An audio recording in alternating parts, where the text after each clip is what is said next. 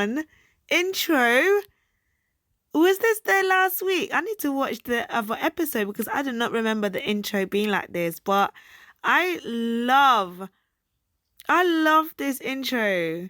Yes, come through with the branding. Come through with the branding. Okay, let's get into the video. Big up yourself.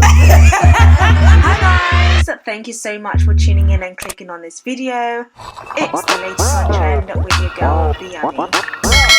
It's time for Calculated Couples episode 3.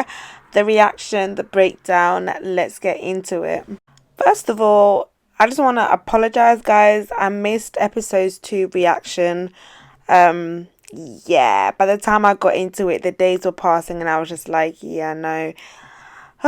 Let's just take the L's and move. But last week's episode was really, really, really good, guys. Like, I really enjoyed the conversation. Like, I was so gutted I wasn't able to do the reaction for it. But we are here and we're gonna get into it. First, let's start with our baby couple, Shaq and Tanya.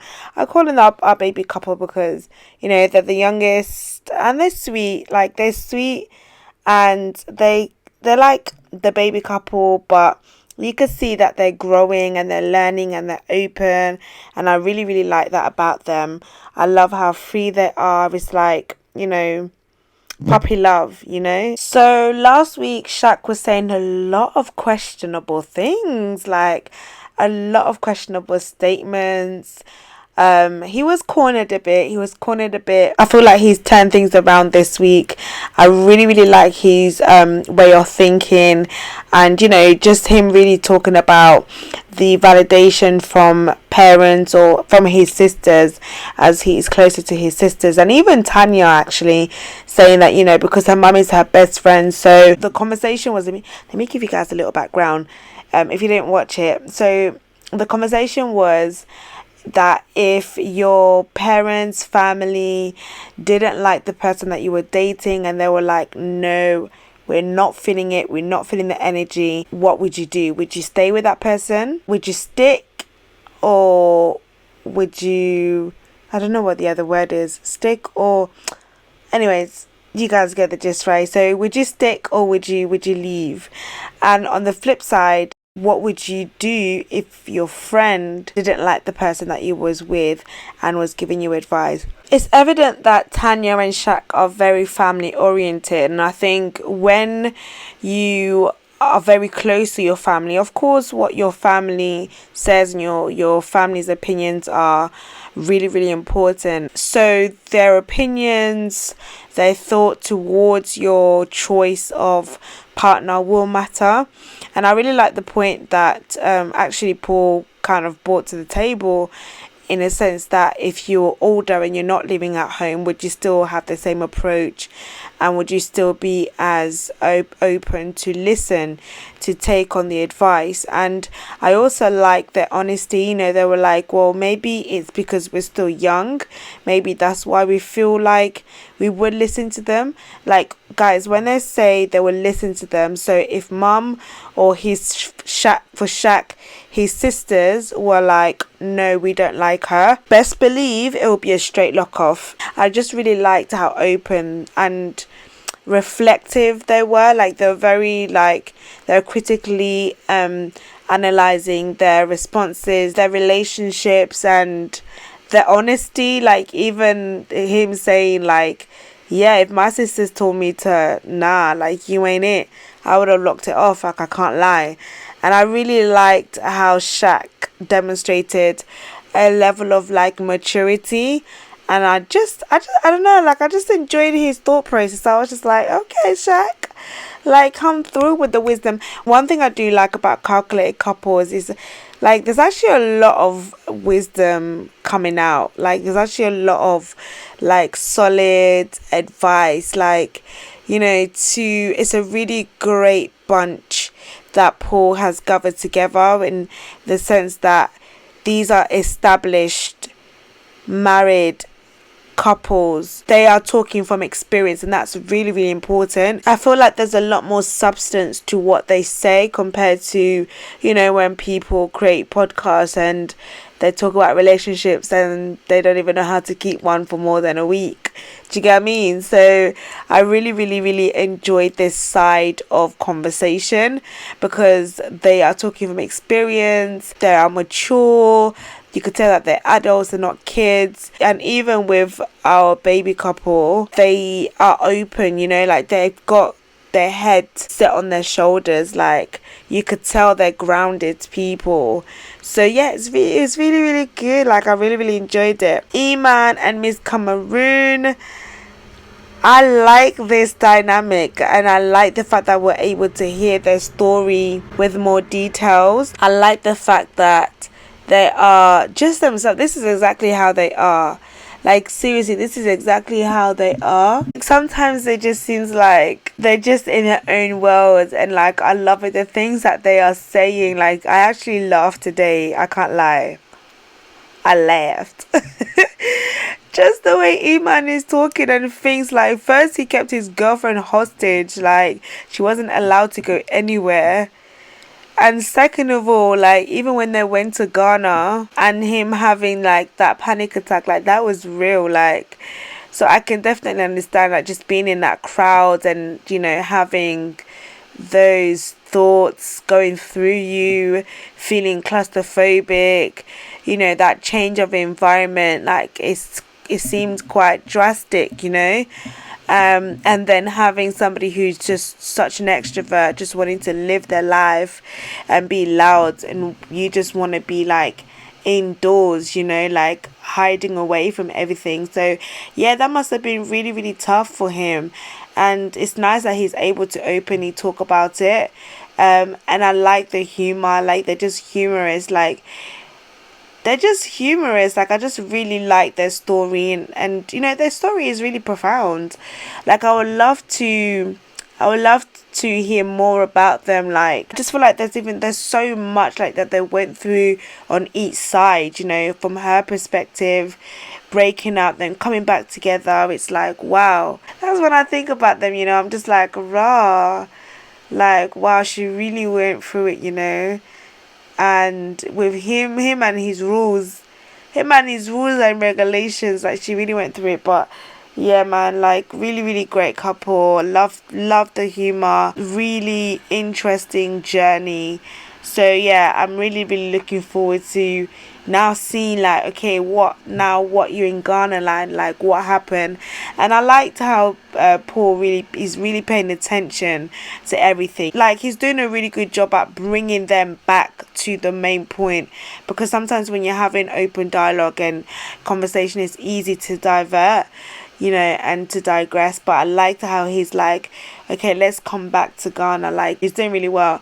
And also even coming to the end, I know I've jumped right to the end of the episode, but I also like the idea that he kind of feeds back to us the advice that he's been getting and what he feels about the advice. So yeah, I really like that touch. But no, it was good. Okay, so oh my gosh, what is his name? What is that couple? That young couple. What's his name? Chale, my brain, eh? You guys? You know who I'm talking about? These guys. Yeah, these. I'm so sorry. I forgot the name. I don't understand them.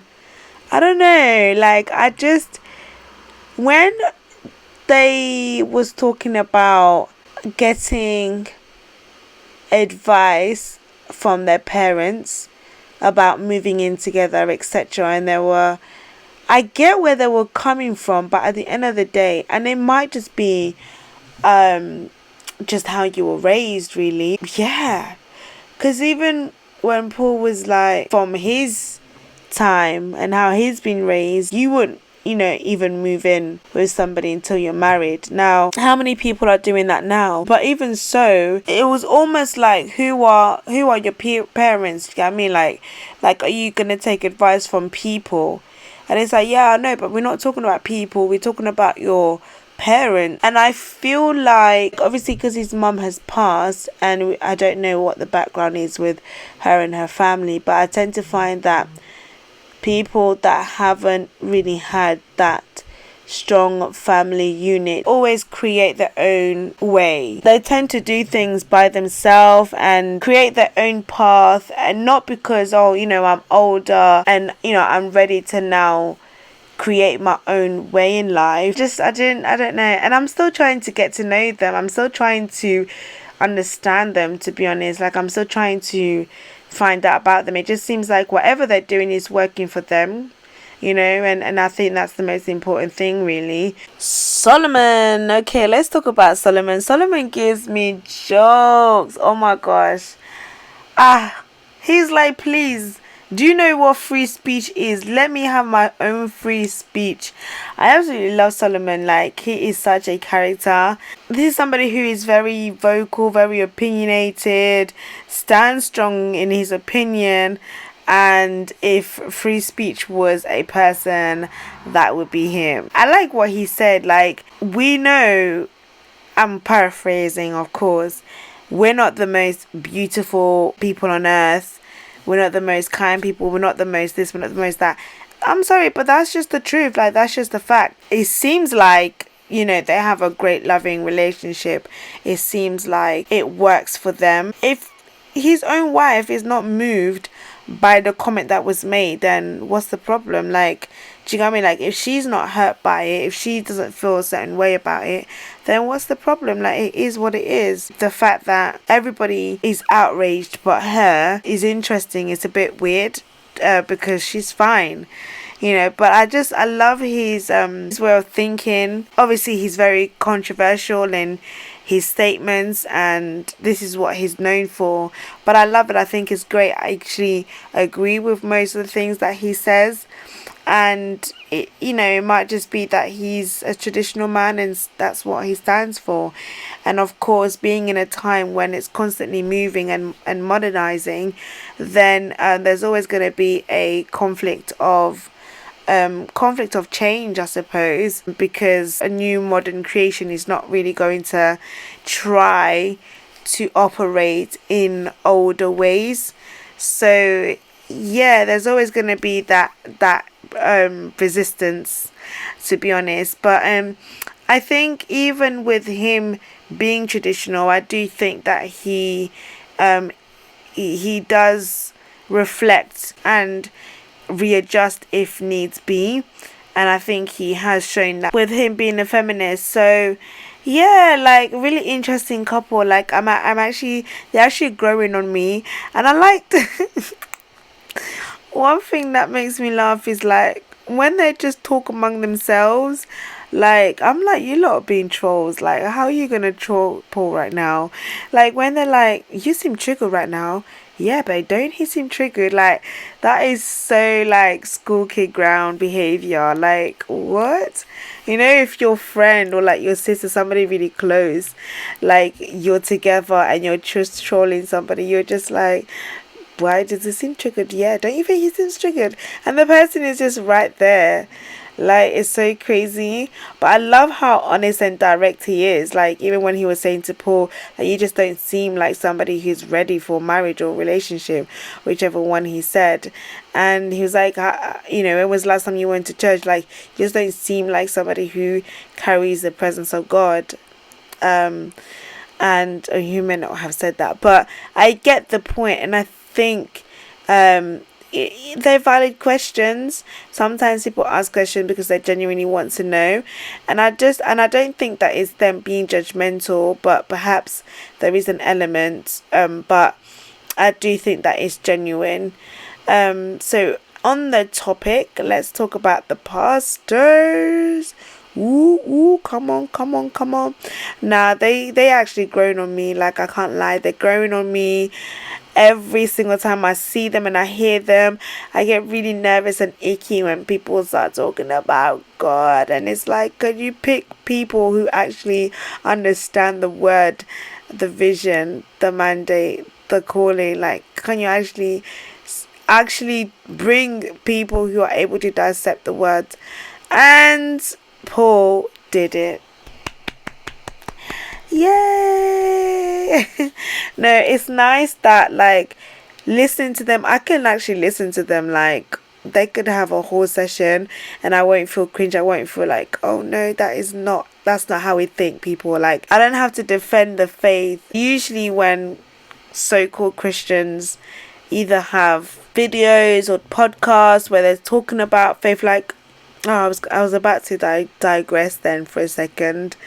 Okay, let me digress. I recently watched a video, and it was a preacher. It was a lady preacher, and she basically, I think it was a women's conference, but she was talking about how women shouldn't wear her natural hair. She was talking about how basically, like, you're too spiritual, like there's time for everything, put some makeup on, like wear a wig, put your best wig on, etc, etc. And it was just a very carnal message, and I was just cringing. I was just like, oh my gosh, that is definitely not what we think, guys. Like, this is not how we preach the words. So I am really, really happy that, you know, they're able to talk about the word, they're able to add that conversation in without feeling like awkward about it. So yeah, like, it's just really nice, actually. Like, I actually feel like I'm able to tune in and stay tuned, I guess. All in all, like, it was really good, and I really enjoyed the episode. I can't lie. Like, yeah, I really, really enjoyed the episode. And I can't wait for episode 4. Woo, woo, woo. It's going to be weird when it's going to end. Like, do you know what would be really cool? What would be really cool is that if after, okay, so this is season 1. If in season 2, Paul, if you're listening, yeah, what would be really cool is that if in season 2, they set you up on a blind date with who they think, like, they would choose, because they're so different. The girls that they would set you up with would be so different, and then, like, you can then try to, I don't know, maybe apply some of the things that you've learned, or they can basically take over based on, you know, their advice to you and their experience, etc, etc. Like, I think that would be dope. But yeah, no, I don't know, like, when it's gonna finish. Let's worry about that when we get there, shall we? But yeah, guys, thank you for tuning in. Let me know what your thoughts are. Who's your favorite couple so far? I think right now it's gonna have to be Solomon, and it's probably Iman and Miss Cameroon. Yeah. I would say those are my favorites right now, and they're probably a tie, to be honest. I don't know. So yeah, no, it was good. Thank you for tuning in, guys. I'll speak to you guys in my next video. Don't forget to hit your notification bell so that you guys are notified whenever I